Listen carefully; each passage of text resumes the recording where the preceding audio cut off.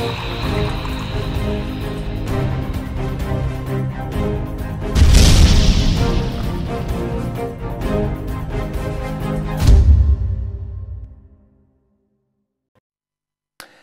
hello and good evening and welcome to episode 6 of Fracking Nightmare. And, well, a very special welcome because we know that we've got some additional viewers online this evening. And our assumption is that most of those additional viewers are members of either the Greater Manchester Police or the IGAS management team.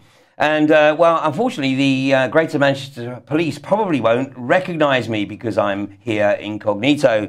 But, of course, if I do this, then perhaps I become a little bit more recognisable to the Greater Manchester Police. So, hiya, fellas. I'm afraid that you're going to have to do without my company for a few days whilst I recoup in the warmer climes of the southwest of England. Meanwhile, of course, I shall be there in spirit with my co-protectors who are camping out at Barton Moss. So, well, we've got a very interesting show for you this evening. We're going to look at some of the mother frackers in the first part of the show. Then in the second part, we're going to try to give you the opportunity to get the frontline experience. So you're going to be watching a 20-minute video collage that was collated from last Wednesday, when I would have otherwise been at Lord John Brown's presentation at the London School of Economics, but I felt that Barton Moss was probably more appropriate, but more of that in a second. Well, before we progress, I would just like to acknowledge my thanks to Pete from Bury, who responded to the call out on last week's show and donated a whole bunch of seasoned logs to keep the fires burning on the moss. And believe you me, Pete, they are greatly appreciated. And the camp has moved on leaps and bounds from the 2 vehicles and a couple of tents from 3 or 4 weeks ago. And now it's about 16 tents. It's a communal tent, a kitchen, a children's play area, an information tent. It's a real community. And more of that in a little while, but let's get an update on the news, what's going on in the anti-fracking world. Well, we are obviously in solidarity with our colleagues in Romania, who are right now facing a pretty tough ordeal. Their camp, in an attempt to prevent Chevron from fracking in Romania, would seem to have been surrounded by a fence. And the riot police that have been brought in are suspected to not be from Romania. And you may recall this is actually something that I discussed about 5 years ago in a presentation called War on Terror, the War on Earth, where I made the observation that we were not that many years away from seeing foreign police being deployed on EU soil to remove any empathy between the police and the people that they had been brought in to deal with. And this seems to be the case in Romania as we speak. So our hearts go out to the people in Romania. Also, of course, in New Brunswick, in Canada, we have the native population there resisting the mother frackers, and they're certainly behind the 8 ball. I have to say that thus far, the Greater Manchester Police, with a few testosterone-driven exceptions, have behaved reasonably well, but you can be the judge for yourself a little later on this evening. So what else went on this week? Well, what is very interesting is that the Irish government has placed a 2-year moratorium on fracking pending further research.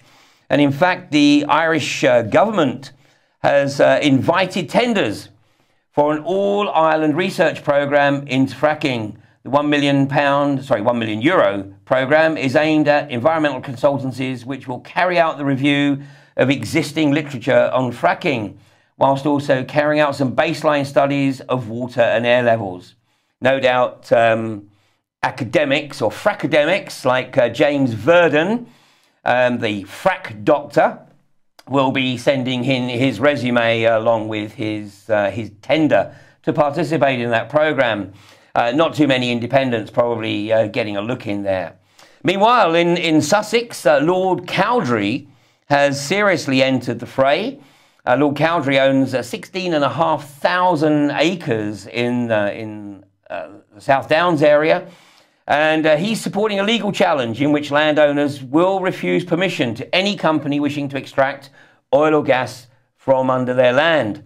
So Lord Cowdrey, obviously a great ally to the anti-fracking cause, unlike his distant, well, not too distant relative, Simon Greenwood of Borkham, who's actually signed a 30-year lease with Quadrilla.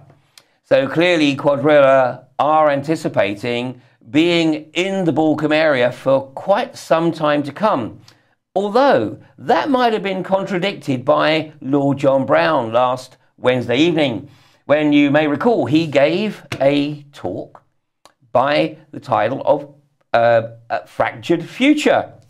And here was my ticket. Probably can't see it too well here. It's a fractured future, climate change in an age of fossil fuel abundance. Well, I didn't get to use it because I felt that being at Barton Moss was far more important. But during the course of that particular presentation, he made some very, very interesting observations, not least as reported in the Guardian, to name but one paper. He said that fracking will not reduce gas prices, thus completely contradicting David Cameron and George Osborne's claim that shale gas could help curb soaring energy bills. Well, we all know it won't, and well, that's quite possibly an element of truth, Lord John Brown. So +1 there. But unfortunately, you didn't really quite sort of maintain that momentum. You also made the observation that you said Quadrilla is not going to be fracking in Borkham. Well, I must confess at this stage of the game, I will take that with the proverbial pinch, because unless some new technology is developed in the coming weeks or months, we know that there is no shale gas extraction that has ever been achieved without the process of hydraulic fracturing being deployed anywhere. And somehow I don't think Borkham is going to be the first location. So, well, we'll hold you to that, Lord John Brown. That was a comment that you made during the course of the question and answer session. And then there was if I could just find the slide here, there we go. You came out with the classic pro-frackers mantra, where you said that according to the US Secretary of Energy, there are no known cases of groundwater contamination as a direct result of the hydraulic fracturing process. Well, as anyone who wishes to explore that a little bit further, all you need to put into your search engine is the Halliburton loophole. And this is, of course, the collective name for the legislation that was passed in 2005 under the direction of Dick Cheney, the former chairman and chief executive officer of Halliburton, when he effectively gave the US oil and gas industry the equivalent of diplomatic immunity when it comes to having to acknowledge or report any contamination of water, soil, or air. So because they have this diplomatic immunity, then the various environmental agencies and the Secretary of State are able to hide behind this and say, no, there's never been any confirmed case of contamination as a direct result of hydraulic fracturing. Yet the physical evidence would suggest something rather different, but more of that a little bit later. So my thanks to Vanessa Vine for that last slide there, who made the effort to attend Lord John Brown's presentation. It would seem that it wasn't necessarily universally the most popular person to bring to the table there, because there was quite a lot of opposition apparently from various student groups, particularly those who have discovered that Lord John Brown has been party to some funding of some of the various groups there. And we know that the oil and gas industry and Lord John Brown's various investment interests certainly make sure that they are slipping the appropriate people or organisations the bucksheesh to come up with the right answers. Of course, James Verdon says that people would much rather believe government-funded scientists than they would the man from the industry. Well, I wouldn't trust either myself, but there you go. Right, one other mother fracker to point out before we move on, and that is Andrew Tyree, MP for Chichester, which covers Fernhurst. And he has made it clear that he would not support any fracking in his constituency, but he has stated elsewhere that he believes that Britain must embrace the shale gas agenda. Now, this is something that we really have to watch out for. We're seeing this more and more. We've seen it with Charlie Elphick in Dover. We're seeing it now with Andrew Tyree in Chichester. We've seen it for a year now with Barbara Keeley, who's a Labour MP of Earlham and Eccles, and Barton Moss is in her constituency, where these individual MPs state categorically that they would not support hydraulic fracturing in their constituency, but they still embrace the party agenda for unconventional gas. So we still have a situation in the UK where the Green Party are the only party that has a definitive anti-fracking stance. All of the other parties are pro-fracking. So, well, basically, the first one of the other parties that changes its tack on that and moves into an anti-fracking stance would probably gain a significant number of votes, because it's becoming very, very clear that more and more people, as they look at this for themselves, they do their own research, are beginning to realise that this is something that is not appropriate for a densely populated island such as the UK. Now, as I said, later on this evening, in the second part 2, I am going to show a video collage of Balcombe. So those of you who are not, of Balcombe, gosh, that was a bit of a slip. That was a flashback in time there. Of Barton Moss. Barton Moss is certainly a different entity. We're in the first week of the Barton Moss campaign, and obviously the police and the protectors are sort of finding their particular roles here. But this is an opportunity for those people who are unable to make it to Barton Moss to get a sense of what it's like to be on the front line of an anti-fracking protest protection campaign. Now, just to remind you where Barton Moss is, this is the northwest of England, and what we see in the purple there are the IGAS pedals, the Petroleum Exploration and Development Licenses, as you can see, extending right across from the Wirral, right across over to Greater Manchester. And the good news is that more and more people in these other areas like Warrington and Wigan and the Wirral are starting to realise that what's occurring in Barton Moss not too far on their back door. So I'm going to be giving a few presentations to Wirral in Liverpool and in the Warrington area over the coming weeks. And hopefully we'll be able to encourage a few more people to come down to Barton Moss and experience the situation firsthand. Now, in the pedal here, there we go. Let's bring it into a little bit more detail. So Barton Moss is right adjacent to the M62. Let's go to a little bit more detail here. There we are. Part of Tunnel Farm. And then we have the aerodrome and Barton Moss Road. And the protection camp is all the way now up the western edge of Barton Moss Road and growing all the time. We had an amazing social event, the Mad Frackers Tea Party on Sunday, which saw many locals coming along. In fact, on Friday of last week, I went along to a residents' meeting in Peel Green, which is the community that resides just the other side of the M62. It's less than a mile or so from the Barton Moss well site. And there was some 70-odd local people there. And they were very, very frustrated because they had read in the local media, not least the Manchester Evening News, that IGAS was claiming that it had invited local residents to participate in the consultative process. And basically, almost to a person there, they were saying that they had never received any invitation. So you can be sure, IGAS, that we have pointed them in your direction. We've told them where to look. We've told them who to phone. And we've invited them to join you at Boys Note Golf Course and anywhere else where you're having public meetings over the coming weeks. And based on, obviously, my own experience, it's clearly a box-ticking exercise. You're quite happy if just 2 or 3 people come along so that you can say, we held a consultative meeting. Just like Quadrilla did when they had a consultative meeting in Balcombe and were totally roasted and then reported on their website that they'd held a consultative meeting, nothing significant to report. Well, I was actually hoping to have had a special guest this evening.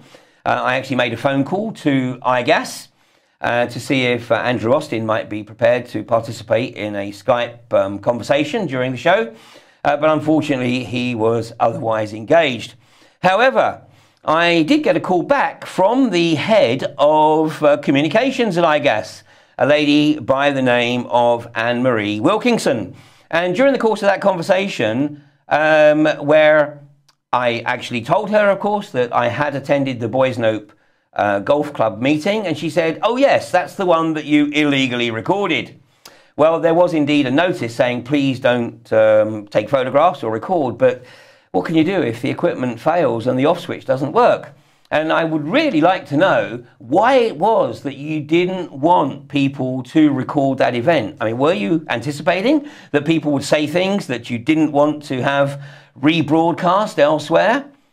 Because that's actually what happened, isn't it? But anyway, I'm going to save those recordings for another time. But one of the things that Anne-Marie Wilkinson said to me was, we've watched your show and much of what you put out is lies.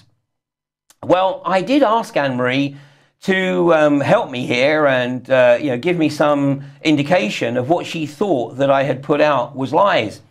So she said, well, we'll write to you. Can we get an address where we can write to you? So I gave her my address. So Anne-Marie, you have my address. Now, I do hope that having given you my address, I don't have the same experience as the young lady who was harassed at Barton Moss last week, and her house was entered without any visible signs of forced entry and 3 computers taken from her house. Now, IGAS wouldn't do that, would they? Well, Anne-Marie, we're going to take a look in a little while. Actually, you know what? I'm going to take a look right now. Let's have a look at some of the things that you don't want people, not necessarily you, but IGAS, don't want people looking at. For example, here we have an article that appeared in The Independent just a few weeks ago. Children given lifelong ban for talking about fracking. And this refers to a case in Pennsylvania where the family rewarded $750,000 for the damage caused, the contamination, and the negative impact on the health of the children.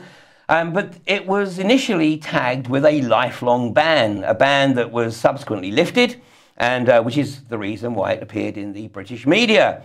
Or maybe you don't want people to know about the work of Professor Oswald at Duke University, who also got a report published in the British media.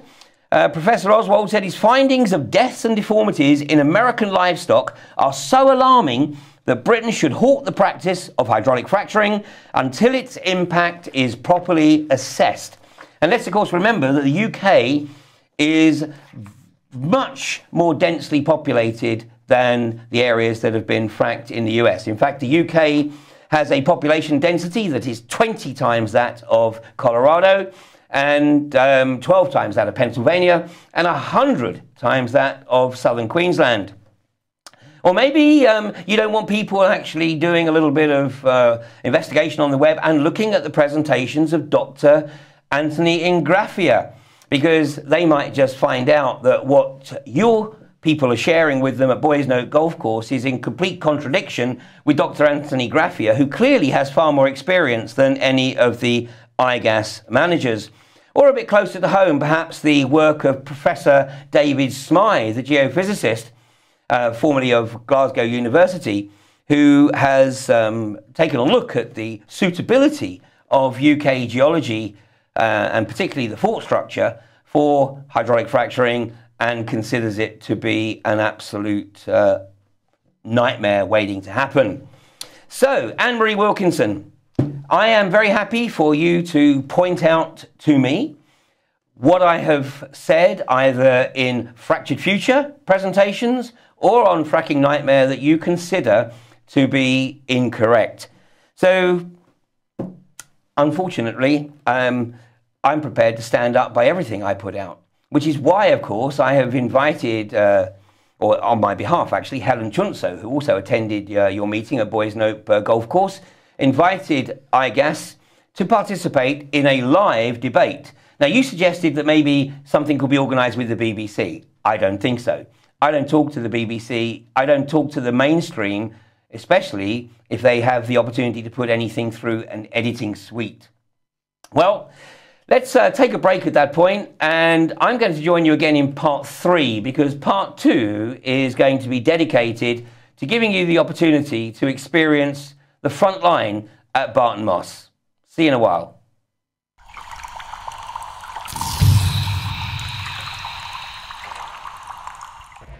60% of the English countryside is under threat from fracking, a process which has transformed the landscape in many parts of the United States and Australia, and contaminated the drinking water and air with highly toxic chemicals and gases. 1 in 3 hydraulic fracturing was using a carcinogen. So it really is a chemical cocktail that goes into the earth, of which up to 40% remains there. The grandchildren were in the bath and they started screaming and everything that was in the water was burnt. The MDs have been instructed not to report any negative health effects that they believe to be associated with living over a gas field. There's nothing inherent about the shale gas process that is going to lead to problems. Some of this material was actually taken to a large sewage treatment works, which had no capacity to handle radioactive materials of this kind. 800,000 gallons was dumped into the Manchester Ship Canal. 50 seismic events were recorded during just 6 fracking treatments. What is the minimum depth that the fracking will fracture? We can't tell you until we drill the exploration. Have you no idea whatsoever? Because it doesn't look like you've done your research.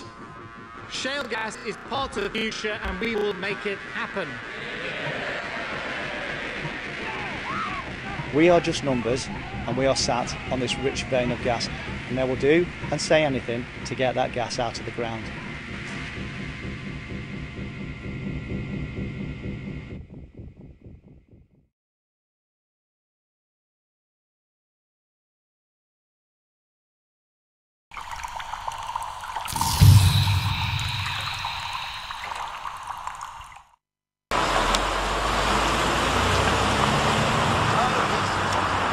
Over here, folks. Just look at the thank you.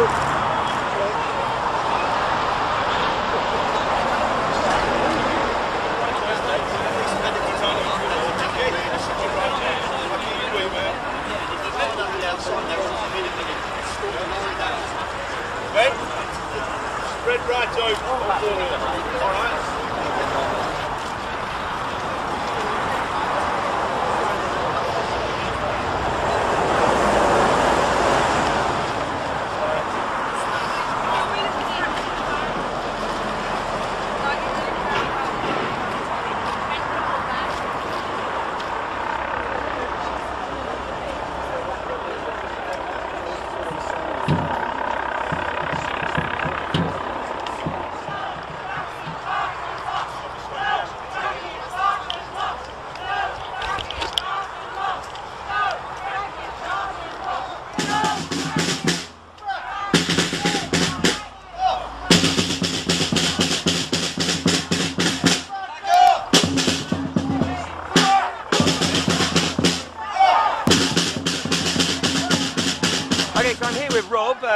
Who, as you can see from the scars, had a little bit of an altercation yesterday. And Rob, you've come back to the camp today with a box of veg.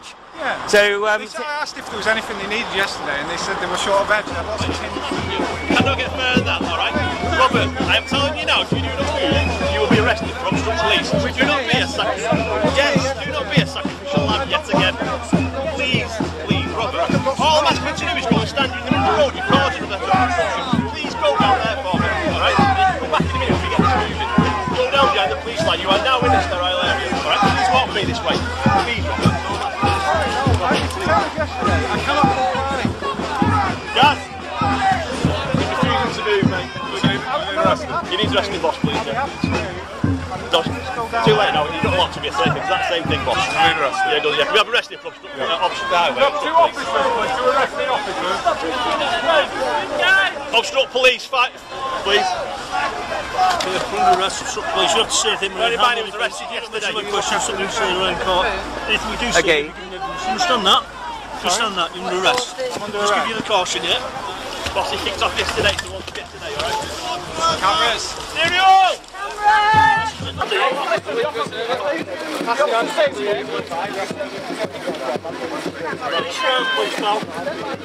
me what name you're going to give. Hang on there, mate. Be careful where from. Too close. That really hurts. If you apply, come on, mate. There's no need to obstruct filming, is there? Just reporters. We're doing our job like you're doing yours. What's your back there, fellas? Are you going to release your name you're going to give it to station? Now they're doing pain compliance. This Get your fingers out of it. This can cause serious injury, long-term nerve damage. This can cause serious injury and long-term nerve damage. Ow! Ah!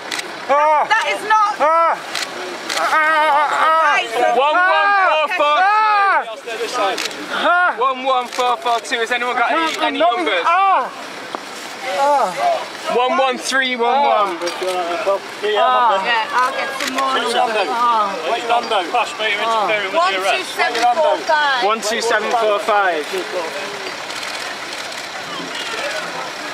111. Let go of your belt. 311. Okay, I've got that. Listen, one, thanks. let go of your belt. You let go of your belt, there's no pain compliance. Let go. We can cuff you, we can walk you off. Nice and calmly. Okay, Rob, let go of your belt. Give a no comment interview and ask for Robert Lazar solicitors. Refuse the duty solicitor, and we'll make sure that someone comes and picks you up when you're released from the station, okay? Okay, we're supporting you, Rob. What are you going to do? Walk him down? There's a DV gun at the top there. Right, we're going to lift you up. Applying pressure. I did, yeah, I've got that. Yeah. Side. Speak to you after who's moving you around. Yeah, that's fine. Sorry. Dave, hey, good to see you. Thanks for coming down.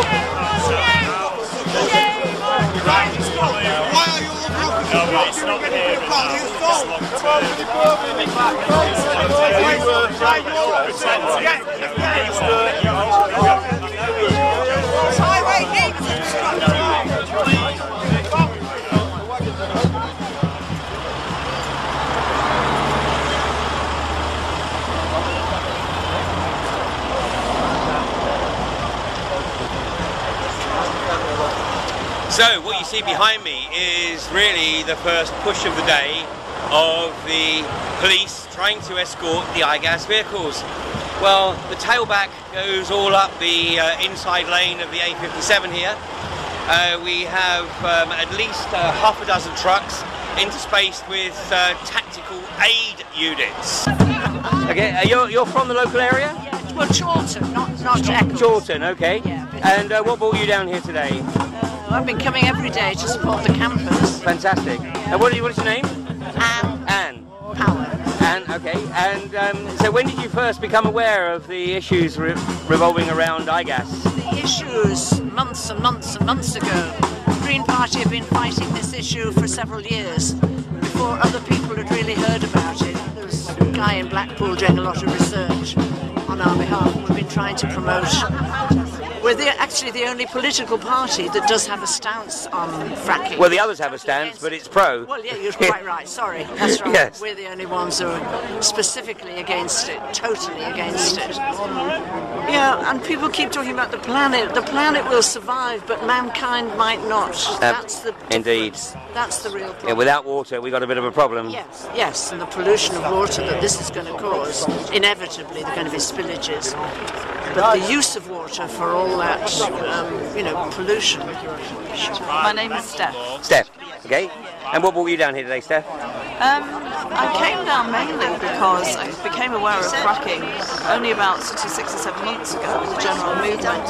And I run a local business which I've closed for the day-to-day because I kind of really realised that if we don't do something really drastic to stop the kind of like real pillaging of our planet and our resources, that the future looks so bleak that I took the decision to shut my business, put a notice in the window and hopefully mobilise people to say, look, you know, in unity we can get together and do something.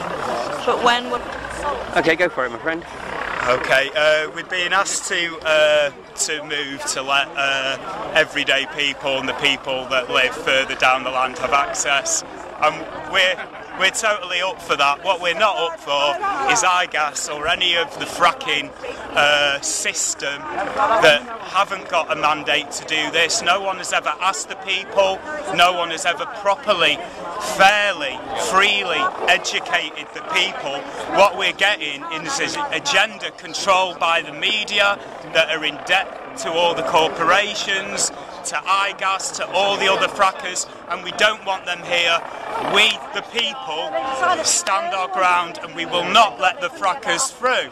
The police are doing a sterling job, but they have a right also to stop the frackers. And the day the police actually turn round and say to a lorry driver, I'm sorry, we're going to detain you for the foreseeable future because we don't agree with what iGas and these criminal corporations are doing. And then maybe the police can start to live in a free world as well, instead of being replaced by contractors in 20 or 30 years. Well, most of these guys will be wearing G4S badges. Indeed. Probably inside for 4 or 5 years. The wonderful G4 within 4 years. Yeah. Okay. Dave, thanks very much for coming down and joining the crowd today here. Pleasure, as ever. Move forward, please. All heads. Move forward, please. Forward, please. Needs to move out of the way then. Alright. Can you move forward, please? Yeah, that's what I'm saying. Can you walk out, please? You just move slightly. I'm moving. Go on then, mate. I've got a lady in front of me here. I know, she needs to move. If everyone's that concerned, they need to move it on. Thank you very much. Just move forward a little bit. Keep moving back. Okay. So now we've got a little bit more aggression here in pushing forward. Just watch this lady. And lady there. 1, 5, 3, 2, 9. Keep walking backwards, please. Be careful with that. Okay. Keep walking backwards. Keep walking. Keep walking, please. You're concerned about it. She needs to be doing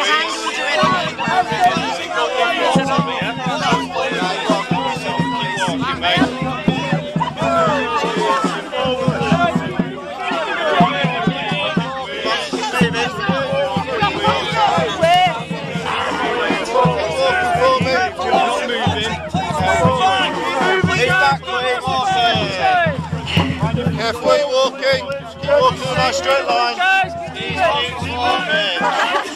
That's wonderful. Please keep walking for us, please. Please keep moving.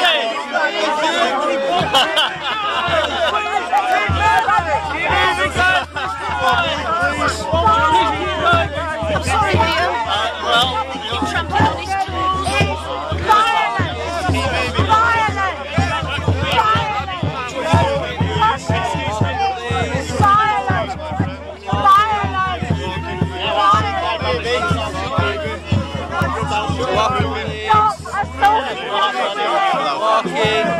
Walking back, please. Just like to keep moving yourself there. Be careful. Keep moving first, please. Yeah, please. The only place. Careful. Keep your line straight. Keep your line straight. Oh, what are you doing?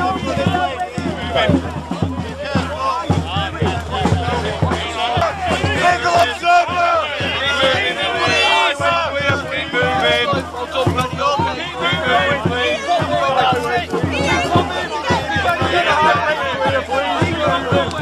Keep moving. Keep moving backwards,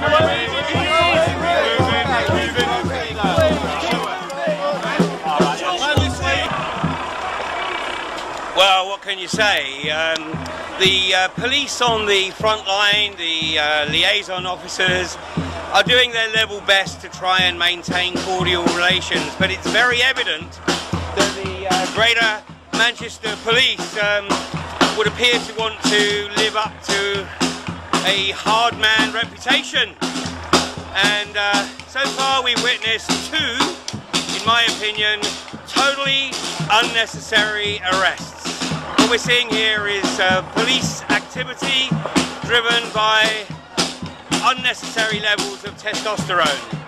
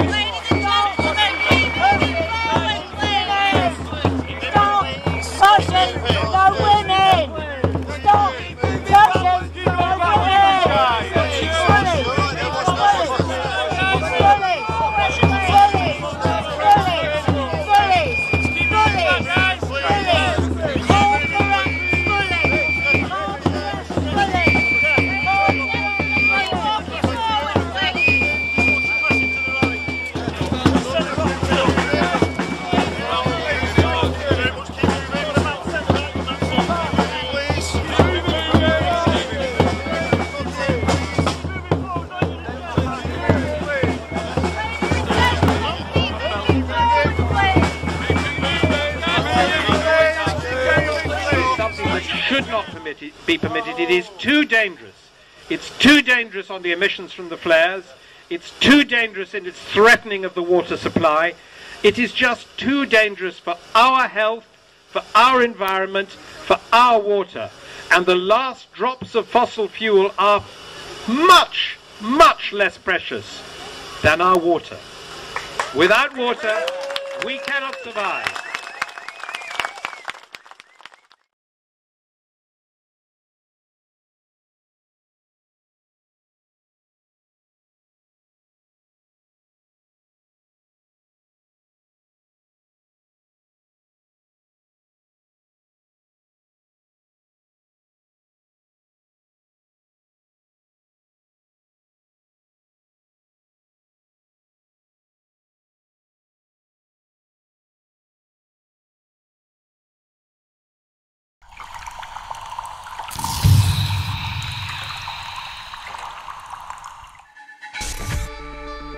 If you take an active interest in maintaining the optimum health and well-being of yourself and your family, the New Zealand Journal of Natural Medicine is the magazine you've been waiting for.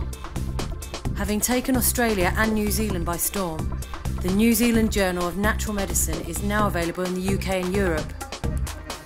Visit www.nznaturalmed.co.uk or call 01626 337 531 to order your copy now.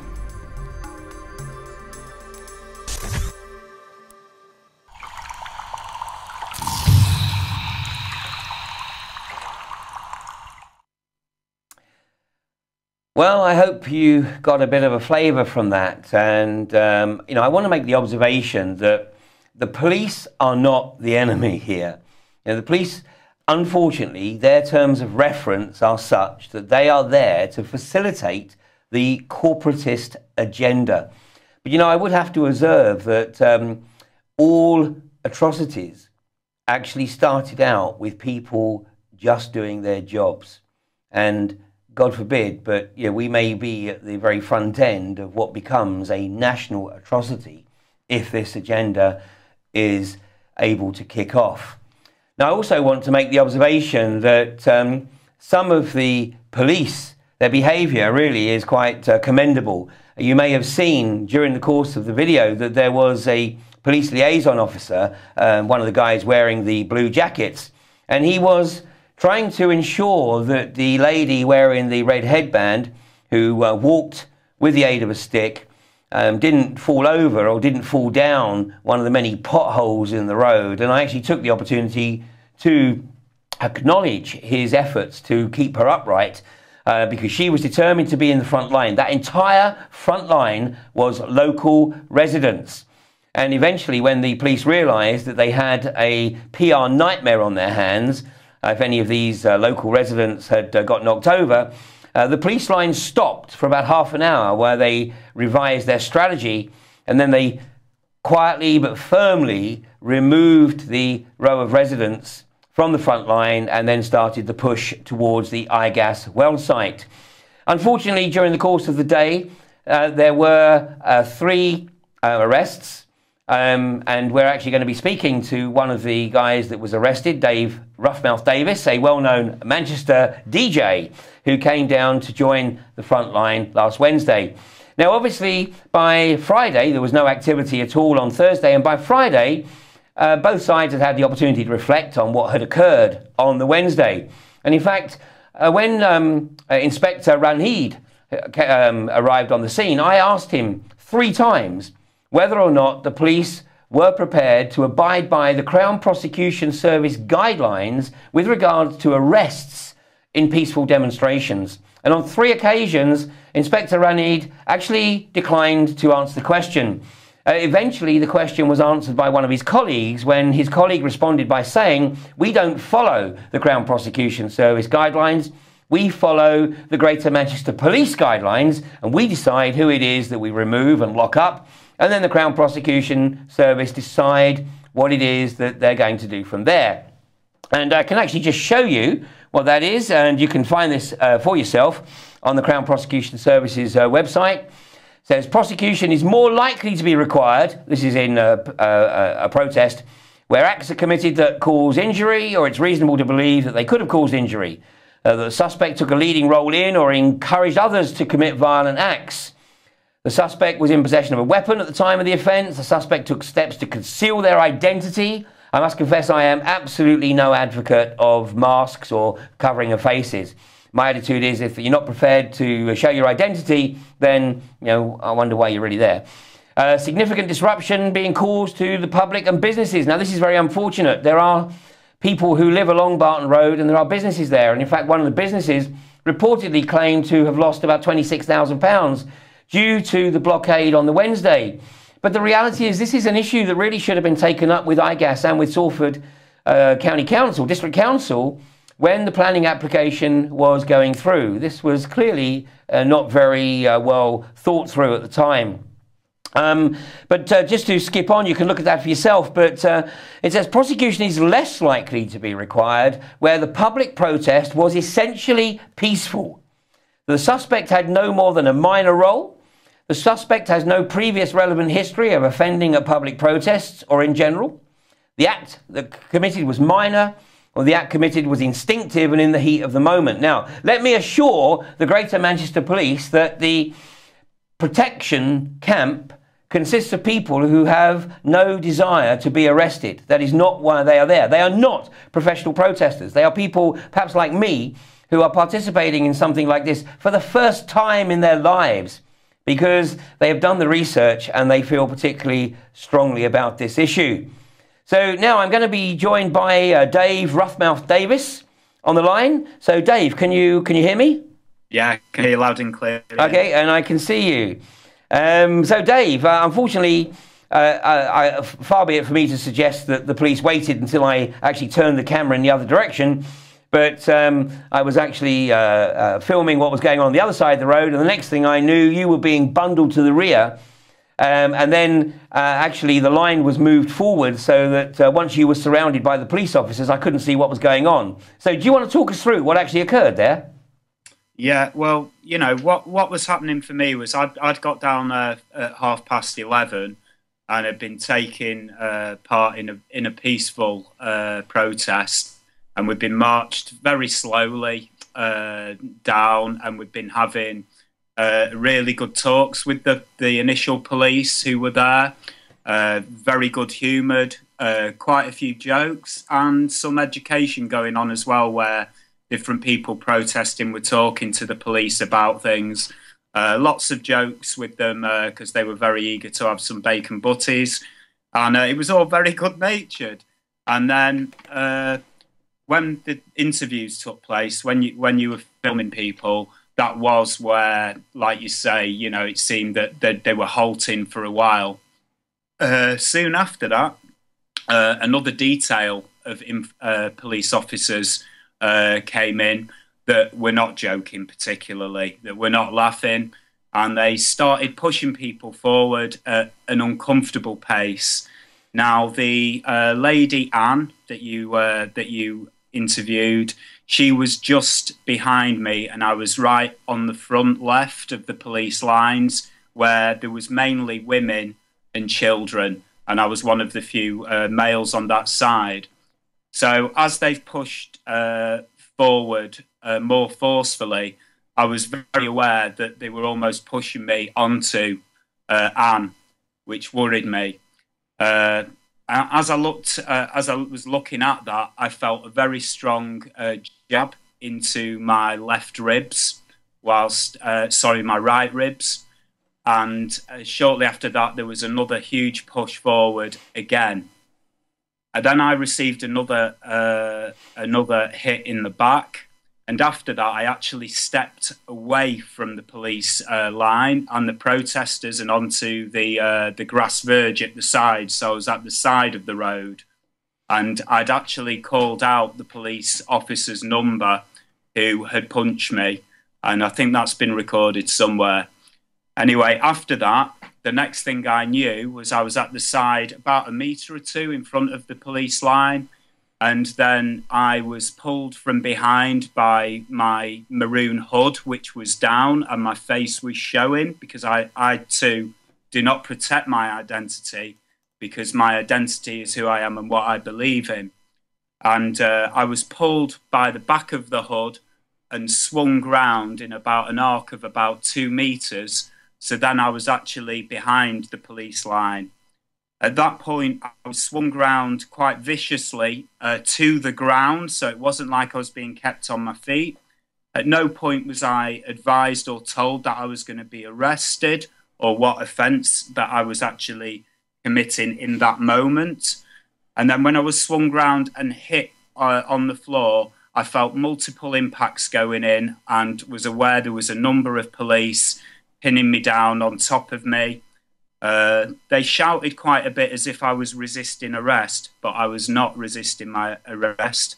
I was slightly concussed because my left brow here had hit the ground, and I was aware that my glasses were 2 meters away in front of me and looked quite mangled. I made it clear, I spoke out loud to the police that I was not resisting arrest. I wasn't yelling anything about the police, or I was just, you know, a dead weight. And it's very easy to be a dead weight when you have, you know, several police officers pinning you down. From my point of view, it came as a complete shock. I'd just been moving back as I'd been requested to. And, you know, I thought it was completely unnecessary use of force. And that side of the line as well, as I said earlier, it was largely women and children. And I know other people felt impacts as well from police officers. And that process is intimidating, and it's bullying, and it's actually interfering with our legal right to protest and stand up for things that we believe in. So what was your motivation for coming down there last Wednesday, Dave? My motivation is I have quite good awareness on fracking. I've attended you know, several talks. I've watched many videos. I'm aware of the implications on a local level. I'm also incredibly concerned looking at America, looking at Australia, what's happened there, where they're vast countries, and looking at the horror stories that have come from, you know, everyday families, farmers, people who work the land, seeing how their land's been reduced to being worth nothing, all the health problems around it. And again, seeing how nowhere really wants these fracking companies to come. It's an agenda that's being enforced on us. And I truly believe it has a lot to do with control of the water supply and control of food supply for countries and for people at the moment. And I can see that there's going to be more far-reaching consequences than just the immediate land. Obviously, things like earthquakes have resulted from this, from people out there that are worried about their homes. House prices are falling, and in Blackpool, many people are struggling to sell their homes now. And it just seems like a disaster, you know, an absolute calamity waiting to happen in this smaller country. And also, the thing that beggars belief is we're a country that's surrounded by sea, wave power. We're surrounded, you know, by wind and, you know, solar energy and all these other great clean ways of doing it. And we've had enough of going to war with different countries. We've had enough of energy bills that keep rising and rising inexplicably. And we've had enough of the energy companies getting off. And now we've got the fracking companies. So, Dave, you're a Manchester lad. Mm-hmm. What would your advice be to the people of Manchester whilst this process is going on over in Barton Moss? Okay, the first bit of advice that I've got is to get thoroughly self-educated by this, by free forms. Well, you mean go along to an iGas public meeting and hear what they have to say? Well, that is a form of education, but not necessarily. It's more like propaganda, really, isn't it? I mean, this is the thing. We're sold so much media thing, and there's been a huge media campaign that I've watched the last 6 months that only gives one side of it, and maybe will give a tiny part of a voice against it, but the agenda is very much set in the media. And I think it's very important for the people of Manchester to realise, you know, look into this, But there's a big green activist movement in this city, and there's a lot of people that have become a little bit apathetic in the last few years. And what I'd say is this is the start, and we have to stop it now. Once those wells start getting drilled, it's going to be a lot harder to do it. So we need everybody we can get up to Barton Moss. But the protest needs to be peaceful. We need to have a carnival atmosphere. We need to have people that aren't there to insult the police, aren't there with other agendas or personal vendettas. What we need is people that are properly aware of the environmental issues. Oh, I think we lost you there, Dave. Well, Dave, thanks very much. I don't know whether you can still hear me, but thank you so much for joining us this evening. And as Dave said, you know, please, if you're anywhere near the Barton Moss area, then which is between Earlham and Eccles, then get yourself along there. If you can't get there during the course of the week, come along during the weekend. The support from the local community last weekend was absolutely incredible. We had so much food at the camp. We had to have the Mad Frackers Tea Party, if for no other reason than to eat the perishables that had been donated.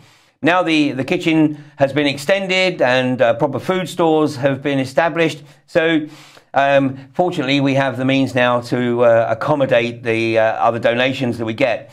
Now, this coming Sunday, there will be a big event at Barton Moss.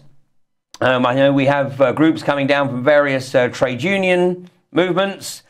We have various schools coming down who want their children educated from the other side of things. So what we're doing here is we're creating a communication network that is amorphous.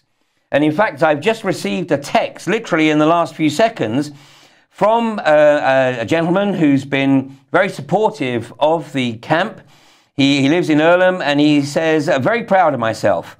Just got home from a Caddishead and Earlham tenants meeting, which I went to almost at the last minute. I gave a brief presentation on fracking, and he said, I didn't realise how much I knew, and everyone in the room is now converted. And hopefully everyone that was in that room will come down to the Moss at the weekend. So finally, back to Anne-Marie Wilkinson. And Anne-Marie, I don't know whether you're a mother. You told me that you have worked in communications for 20 years. You told me that you had worked for a couple of oil and gas companies, but you wouldn't reveal which ones. I asked you whether you had any experience of hydraulic fracturing in unconventional geology, and you really didn't give me an answer there. But what I would ask you to do, Anne-Marie, is take a look at the list of the harmed. This is the front page, the home page of List of the Harmed, and this is the end page, and what you see here are 2,483 documented cases with the relevant links of people who have experienced trauma, ecological trauma or health trauma or property trauma as a result of the hydraulic fracturing process into unconventional geology in the US. We don't expect anyone to take anything we say at face value. The industry and the government wants you to do just that, because they know that once you start looking at this for yourself, you will realize that this abomination must never be permitted to be released under the UK. And finally, we know we're making a difference because Anne-Marie Wilkinson made it very clear that she had researched some information on me. She made the observation that I had a history of making illegal recordings, which is obviously a reference to the recording I made of a conversation I had with a BP patsy, a convicted felon, who was basically tasked with trying to marginalise my research into the cause of the BP Deepwater Horizon disaster. Ultimately, Bob Kaluza and Donald Vadrine were charged and indicted with 11 counts of involuntary manslaughter 2.5 years after I put that observation into the public domain. Don't take our word for it. Do your own research. Thanks for joining us. If you've watched this on YouTube, how about joining us live next Monday when the programme will be coming from Barton Moss at 9 o'clock. Meanwhile, the industry has very, very deep pockets. We're doing this on a budget of nothing. If you want to help us keep raising awareness, please go to the homepage of frackingnightmare.com. Every contribution is very much appreciated. Thanks very much. See you next week.